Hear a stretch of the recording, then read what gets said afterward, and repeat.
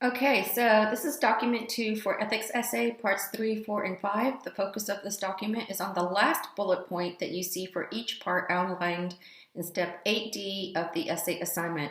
By now, you should have constructed your paragraph for part 1, your paragraph for part 2, and you should have constructed each part of your paragraphs for parts 3, 4, and 5. In other words, when it comes to parts 3, 4, and 5, you should already have 1 or 2 topic sentences as well as your definition sentences. This is the video that will bring everything to a close. So I want to start off with a context and a reminder with respect to the demonstration, coaching, and lecturing that has been going on since the last video that lasted about 45 minutes. So remember that in 1 or more of the previous videos that I came up with an example to demonstrate what it is that I want you to do in parts 3, 4, and 5. So a context reminder is here in writing. I've typed it up. It says, what might it look like generally for Dr. C to express friendliness in the context of communicating with students? For example, emails, text, lecture videos, text-based lectures, instructions, video-based announcements, Zoom sessions, and team meetings. So you will recall the visual diagram that I did where I showed you, what it looks like generally to reason from the extremes, from deficiencies, from extremes, from excess to the balance. And I told you which character traits I would be focusing on in doing so that you could get a better understanding of what you need to be doing with the deficiencies and the deficiencies in balance that you're focusing on. That is the vices and virtue that you are focusing on, those character traits.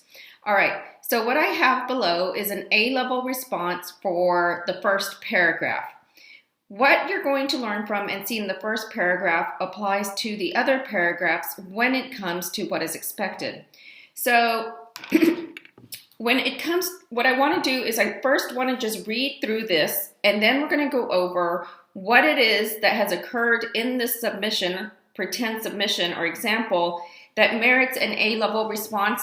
In doing so, I will be going over requirements, things that is intellectual moves I expect to see you make. Intellectual moves reflecting the kind of moves in reasoning, thinking, logic, and explanation that a philosopher might make, with a special emphasis, of course, here on moves that a virtue ethicist might make in terms of method for finding the golden mean, the mean between two extremes. All right, so let's go ahead and look at this example. So here I want you to imagine that this is an introductory topic sentence, okay? You're not gonna have this here literally, right? You should have 1 or 2 introductory sentences in terms of what a particular paragraph will be about with respect to paragraphs 3, 4, and 5. I already went over the topic sentence expectations. And now you see I have the definitions. So rudeness is defined by Cambridge American English Dictionary as behaving in a way that is polite, not polite, and upsets other people. Another definition for rudeness comes from American Heritage Dictionary, and it is as follows: ill-mannered, discourteous, or insulting. I'm going to focus on what it might look like for Dr. C to express rudeness when having a Teams meeting with students. Imagine that Dr. C has organized an extra credit session where students must appear via video. After a few minutes past the start time, she says, there technically should be a comma right there, well, let's face it, you're just high school students, so I'm really not expecting a whole lot of intelligent comments, but we will see what your little undeveloped minds can struggle to come up with during our discussion of intellectual virtue. I and her students could argue that she just expressed rudeness because in this communication instance, she is far from polite and rather insulting and so likely to upset her students.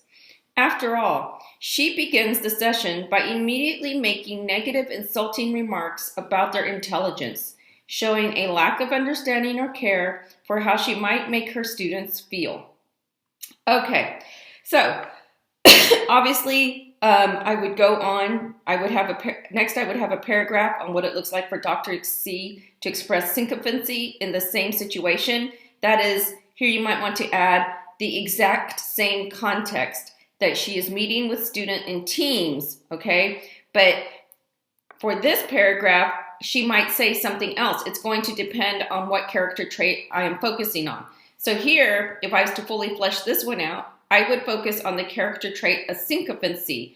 And so I would adjust my claim or what Dr. C might say at the beginning of an online Teams meeting such that what she says to the students reflects syncopancy. And then in my third paragraph, I would go on to look to see what it looks like for Dr. C to express friendliness in the same situation, that is, in an online Teams meeting at the beginning of an online Teams meeting.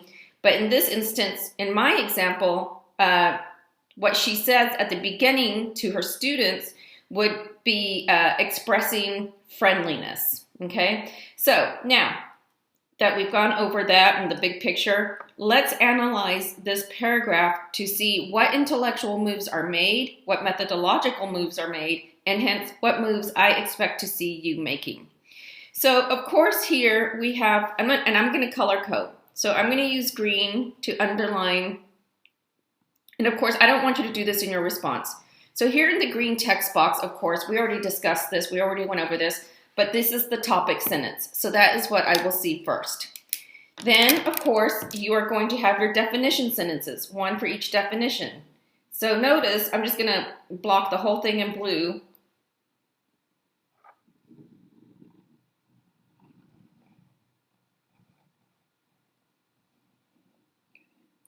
This gives you a sense, a color-coded sense of the intellectual moves. So there's the green move. Then there's the turquoise move, if you will. For those of you who are visual and need other ways of thinking about organizing information, color can be a way that helps you to organize information and understand what is being requested. So you have this green move. That is the first bullet for each part. Then you have the blue move. That is the second bullet for each part. Now we have what I'm going to call, so this is, the last part is for the last bullet. So actually you might want to write to help you remember this. Okay, so first bullet. And when I say first bullet, you could add first bullet typed for step D, parts 3, 4, and 5. Remember, you do have to take detailed notes. If you do not have a printer, you need to copy this entire thing by hand and then copy what I have, add things that I tell you to add if you want me to give you detailed feedback and or get help. Okay, so this, of course, right here, this corresponds to the second bullet that you see in the step D outlines for each paragraph for parts 3, 4, and 5. All right, so for the next part, all of the next part is going to be for the third bullet. However, I'm still going to use 2 different colors. So here, I just want to say that this is the third bullet.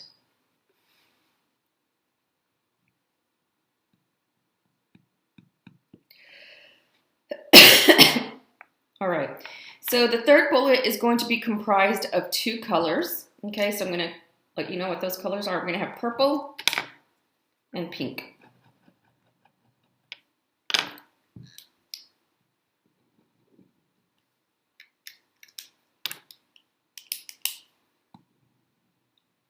Okay, but really these bullets go together to form the third bullet.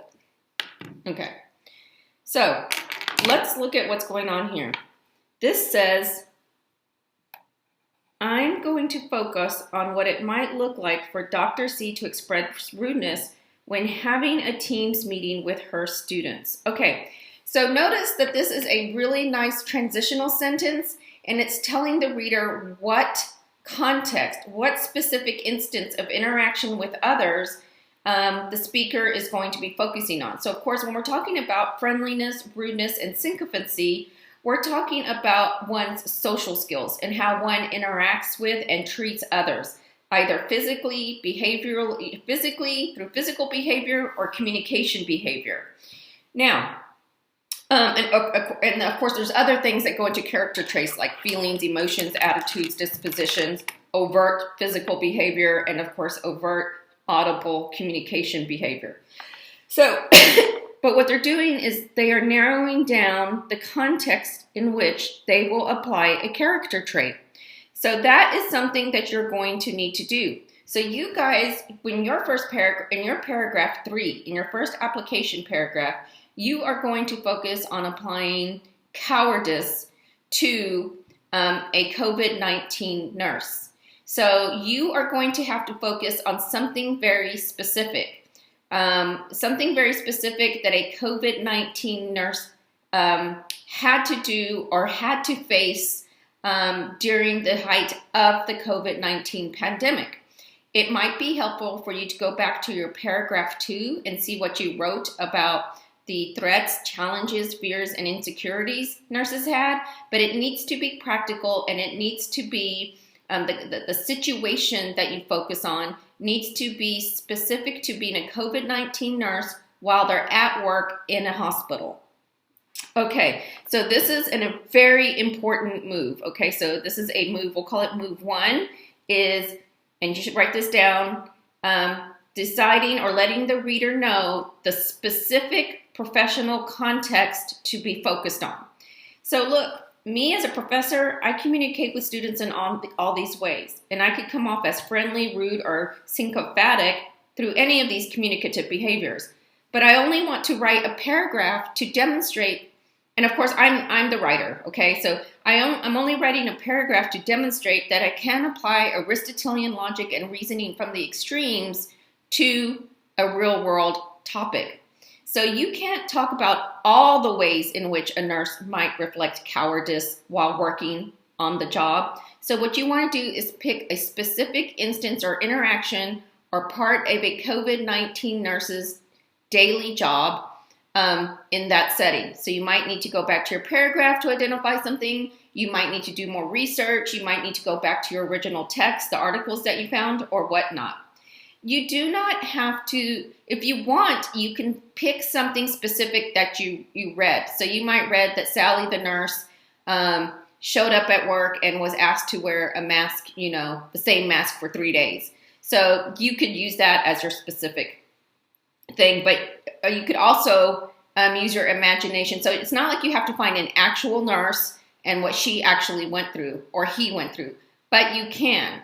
But you do have to know, what the main point is that you do have to narrow down your focus in terms of the practical context, the practical instance to which you'll be applying a given character trait. Whatever you decide on for paragraph 3 has to be the same for all of the paragraphs. So you should write that down as well, like a warning.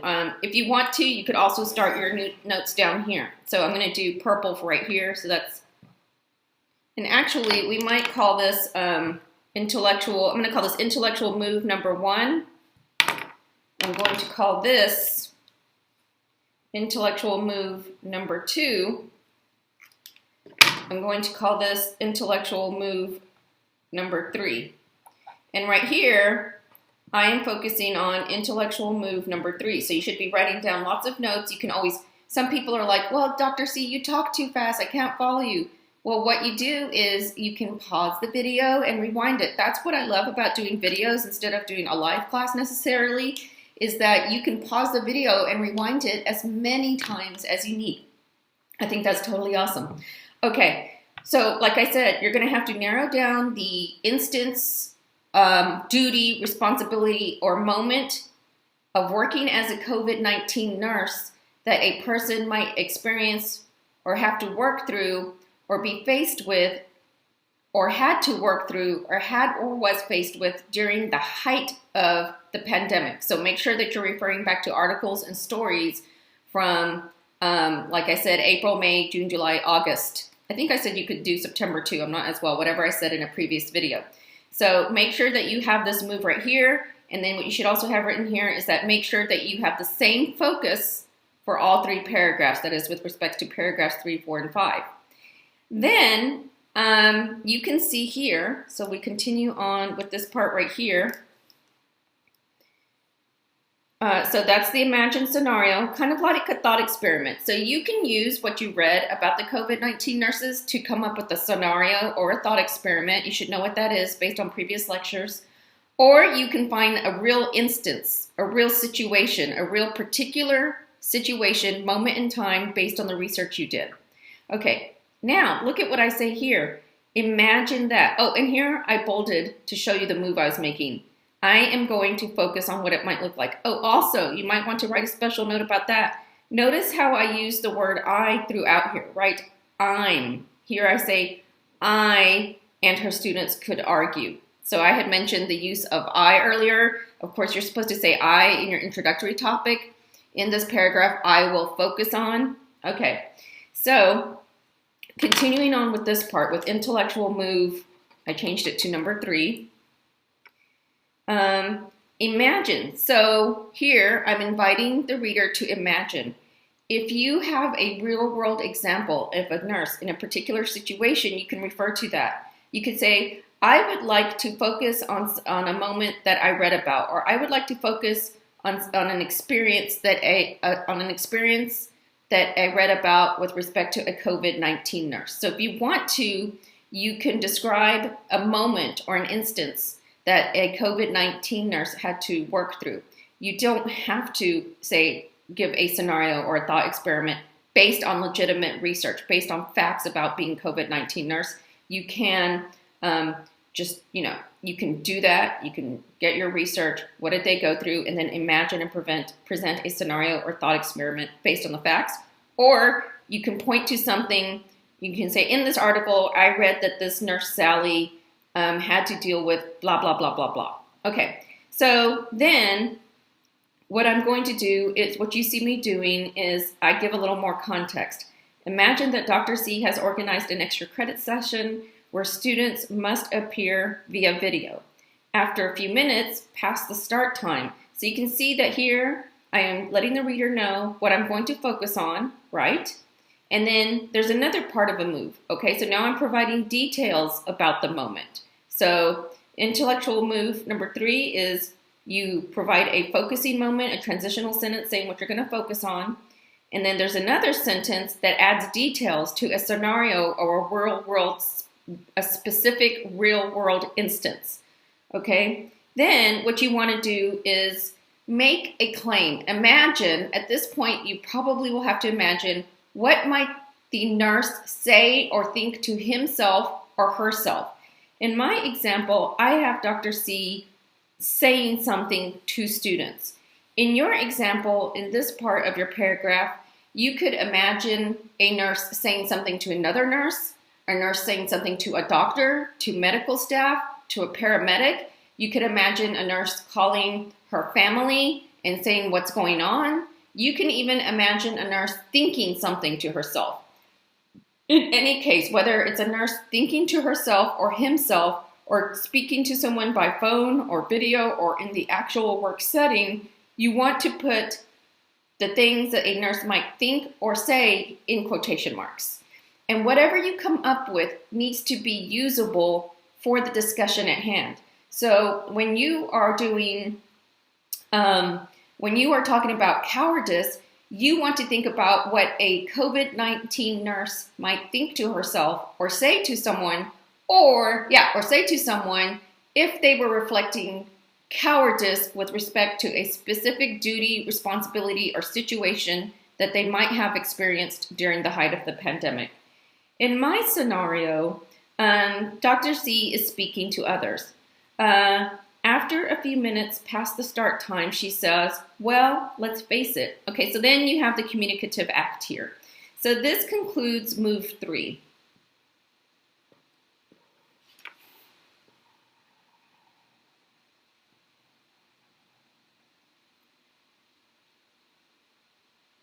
Okay, so the third bullet, but overall, it's the third intellectual move of the paragraph, the third methodological move of applying reasoning from the extremes and hence virtue ethics.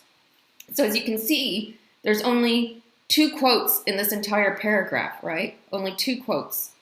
Then there's imagination and creativity, or something that you can do based on research. Come up with a specific instance, scenario, real or imagined, thought experiment, or reported from an article. That said, look at this. This takes up about what? We'd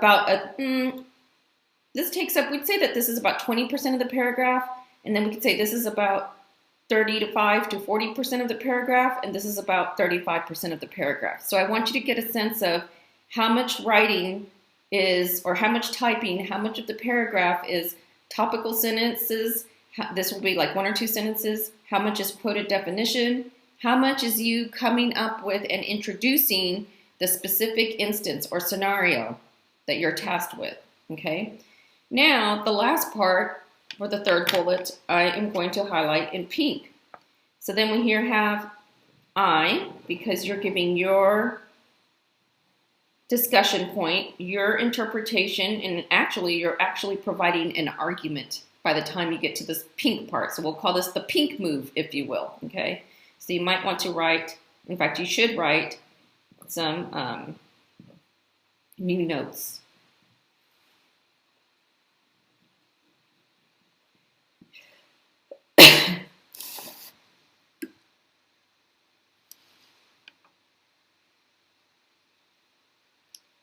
If you need to catch up with my notes, if for some reason you couldn't see something while I was typing or there was a freeze, you could just pause this video now and catch up in that way. Okay, so intellectual move 4. So notice again, I, okay, so I and her students could argue. Do you see how they're going to provide an argument? And I've already lectured on argument. Remember, I gave you a lecture on argument and how to construct an argument when it came to discussion board 2. So hopefully you did that discussion board and you remember the lecture that went with what you learned about argument from the ebook. So I and her students could argue that she expressed rudeness, okay? So now look at what's going on. They are about to connect the definition for rudeness to, and they're going to connect the definition for the key concept here of this paragraph, rudeness. So in other words, they're going to be drawing from the definitions up here, and they're going to apply the definitions to this scenario. That's why when it comes to this intellectual move right here, intellectual move 3 of your paragraph or the third bullet, okay, or the third bullet, the first part of the third bullet, whatever scenario you come up with, whatever claim or thought you put in quotation marks, it has to be one that can be used to demonstrate that someone is or is not, that someone is reflecting a vice or a virtue. All right. Also, here's a really important thing that you must write down, and we're going back to intellectual move 3. When it comes to what is in your scenario move, when it comes to what is in your quoted thought or statement or communication instance, do not include any words from the definitions that you cite in here. No words from the definition. Okay, so now we go to, we're back to the pink part. We see that the very first sentence, very first statement, so this is a sentence right here, from I all the way to right here. In this sentence is 2 statements. One statement says, I and her students could argue that she expressed rudeness. The core claim in here is that she expressed rudeness. Dr. C expressed rudeness. Okay. And then after that, you see the word because. And after the word because, you have what's called a reason indicator. So you can't just say that somebody expressed rudeness, okay, or that somebody expressed cowardice, or that a nurse expressed, foolhardiness, or that a nurse expressed courage. You have to give a reason why. You have to justify that claim. And the way that you do it is, one way that you can do it is follow up with, so you can say, you do say, one could argue that, I could argue that, it could be reasoned that, it would not be unreasonable to say that, it would not be unreasonable to conclude that, one could conclude that, so-and-so expresses, manifests, reflects. I'm giving you many phrases, many ways to word what goes on here. And then you want to give your initial reason. So I'm backing up the claim that Dr. C reflects rudeness in this scenario, in this speech act or thought process, if you decide to quote a thought that a nurse might have. So here's the reason. In this communication instance, she is far from polite, rather insulting, and so likely to upset her students. Guys, do you see what I have in bold here? I have in bold words from the what? From the definition. So where do I have polite? So look at the definition here.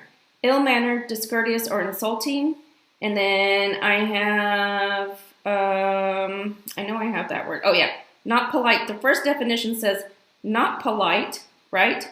Upsets other people. So here you can see that I have embedded words from each definition.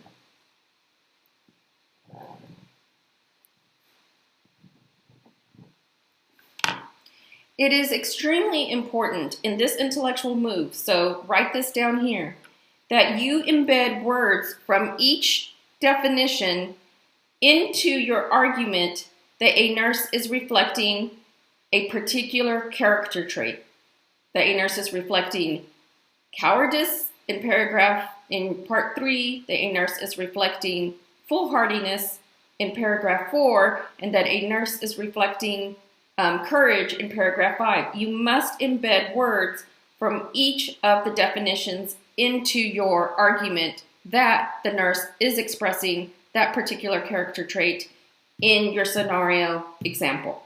Okay, that makes your argument logically compelling and more likely to be valid or strong. Okay, so you need to write that down here. Embed words from each definition into an argument about a nurse reflecting a particular virtue.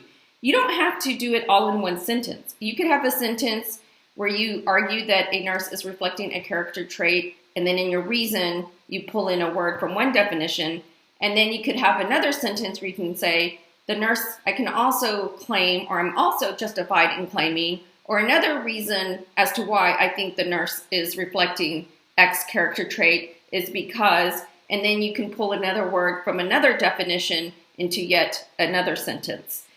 That said, make sure that you pull a word from each of the definitions when you're giving justification for the claim that the nurse does reflect a given character trait. Okay, so let's move on. This then says, the reasoning continues. After all, so that's a premise indicator. She begins the session by immediately making negative. So now they're going into more detail. They're elaborating on the connection between the key words that have been pulled from the definition and applied to the scenario. They're now elaborating on that. After all, she begins the session by immediately making negative, and then they use insulting again, remarks about their intelligence, showing a lack of understanding or care for how she might make students feel. Now, why do I have this here? Because I was thinking about the word insulting, and I wanted to be really precise in my usage. And so what you might find is that you decide to look up definitions for one of these words to further elaborate, to extend your reasoning, to really tease out the connections you have in mind for claiming or justifying, arguing that somebody really does reflect a given character trait in your scenario or report. So I pulled heavily from, let me see if I can find it real quick. Give me 1 second. Here it is. Okay. Is that where I got it from? I think so. Oh, here it is. Okay, so yeah, so there was a definition. I can't show it to you now, but I got it from the Cambridge Dictionary, and it said, behaving in a way that is socially correct and shows understanding and care for other people's feelings. I got that from polite. And so I took from that definition, I took the words understanding and caring for other people's feelings. You can plagiarize by taking the words of a definition and just inserting words in between the words of a definition. So if you use words from a definition, make sure that you have cited the definition that you're using, even if you don't cite the definition outright. So here in this sentence, I took the words, like I said, understanding and care, or in fact, so I took those words, understanding and care, and feelings. I changed it to feel. So I didn't take the dictionary definition verbatim, but I took key words from that dictionary, and then I incorporated them. In the dictionary, it talked about a lack of understanding and care for other people's feelings, and I contextualized that definition to talk about students' feelings, a lack of understanding and care for how she might make her students feel. So please, guys, don't plagiarize. Make sure you follow my example here if you do something like this. And so then here you see I have an internal citation. This is just a rough draft. I haven't double checked this with MLA, so make sure that if you do something like this, that you double check the internal citation for MLA when you are quoting or making use of, paraphrasing, drawing from a definition for any other words in your paragraph. Okay, but here you can see I'm extending. What I did was I elaborated on how I am using the word polite. I could have also extended and elaborated on how I've used the word upset, but as far as this task is concerned, applying the method, right, of reasoning from the extremes and arguing for a point, I have, done a good job for this particular assignment here. All right, so you should now have a good idea of what you are doing, what you can do. I will add that when it comes to this part, you might want to add a note that you can base it on something that an actual person did in the past, so during the height of the pandemic. So you can talk about, I'm going to focus on what it might have looked like during the height of the pandemic. I'm going to focus on what an actual person, a situation that an actual nurse went through. So you might, in the scenario, speak in the past. And then when it comes to this part, the quoted part, you might say, that nurse did think or did say, if you're basing it on facts, things that actually happened or were said. Or you could say, in this, she might have thought, he might have thought, he might have said. So think about your scenario probably as referencing or speaking in the past, right? A nurse might have gone through this. A situation a nurse went through was this. That nurse might have said. That nurse might have said to themselves. And then quotation marks. Do I want to say anything else? No, I think that's it. All right. Good luck, guys. Good luck and good effort. Make sure you're practicing intellectual perseverance. Intellectual perseverance is really necessary here because you are challenged with a complex cognitive task. Philosophy is known for being complex, a highly challenging cognitive endeavor. And that's why it's challenging. That's why it's complex. That's why it's not easy. That is the nature of philosophy and applying the methods. So welcome to Philosophy 101.